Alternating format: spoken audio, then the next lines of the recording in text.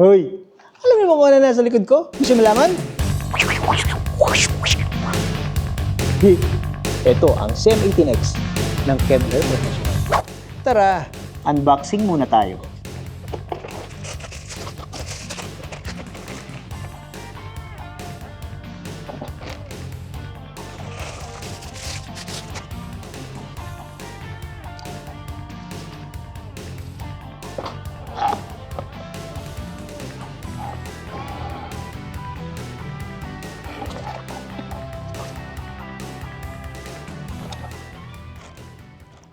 So guys, explore natin ang specifications at feature ng ating CM18X gooseneck microphone ng Kevlar Professional. Ating CM18X meron siyang cardioid polar pattern at ang sukat ng ating microphone ay 18 inches. So isa pa sa mga feature ng ating CM18X, makita natin meron siyang ring LED indicator, so para makita rin ni Soundtech sa kabilang side ng booth na kung naka-open ba ang ating gooseneck microphone or hindi. At sa presenter naman, makita ng presenter na meron siyang light indicator, meaning pag ito'y umilaw ng kulay pula, naka-on ang ating CM18X. So, meron siyang soft touch on and off switch.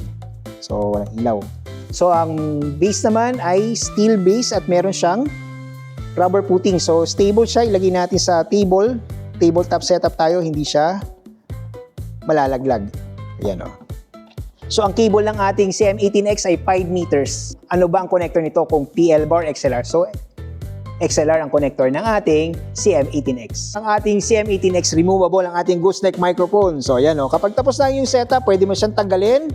At isa pa nga palang ating microphone ay meron GX16 4P. Ang ibig sabihin ng 4P ay 4 na pin. So kung meron kang existing na gooseneck microphone sa iyong bodega, sa iyong kahon, or saan man sa aparador mo, at pwede may kabit dito sa ating CM18X. Ang ating CM18X meron tayong dalawang paraan kung paano pa siya mapapagana. Pwede natin gamitin ang dalawang AA battery or 48 volt phantom power galing sa ating mixer. Sa bawat purchase natin ng CM18X, meron siyang kasamang windscreen. So, kapag walang windscreen kasi medyo prone siya sa popping sound.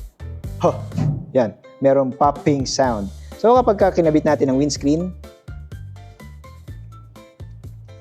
nalilesen ang popping sound. Yan, oh. Pop, wala siyang popping sound. So, syempre, pwede rin siyang hugasan, washable ang ating windscreen for hygienic purposes. So isa nga pala sa added feature ng ating CM18X, pwede nating i-adjust or i-move ang ating gooseneck microphone. So pwede mo siyang iangat kung medyo matangkad ang ating magsasalita. Ganyan. Or kung medyo mababa naman ang ating presenter o magsasalita, pwede mo siyang ibaba ng konti. O, ganyan.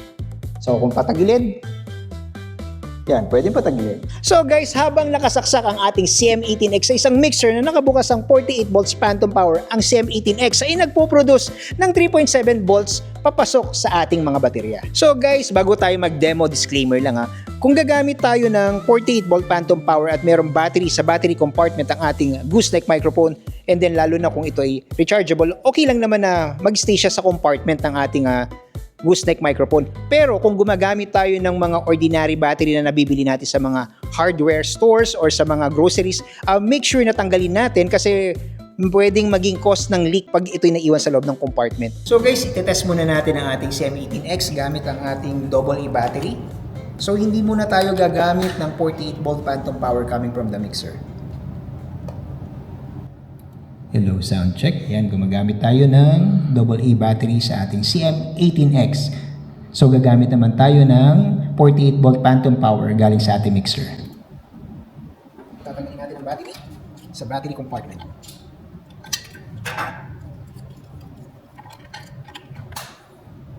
So, buksan natin ang 48 volt phantom power. Sound check, sound check. Ayan, gumagamit tayo ng 48 volt phantom power galing sa ating MTX6 at ang ginagamit naman natin speaker ay ang ating ZLX15DX. So guys, ito ang boses ko gamit ang CM18X at ito ang tunog ng CM18X natin. So, nakita niyo, naka-standard position ako, naka-straight body. Ngayon, medyo adjust ako ng palayo.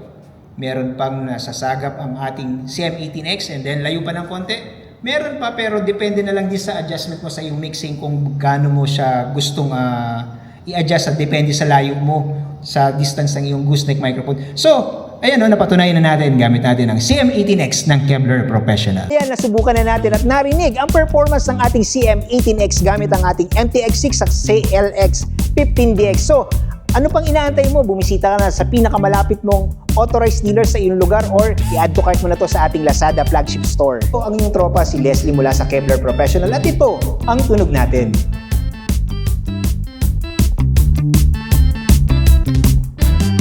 Malapit, malayo. Malapit, malayo. Malapit, malapit, malayo. Oh ha, galing.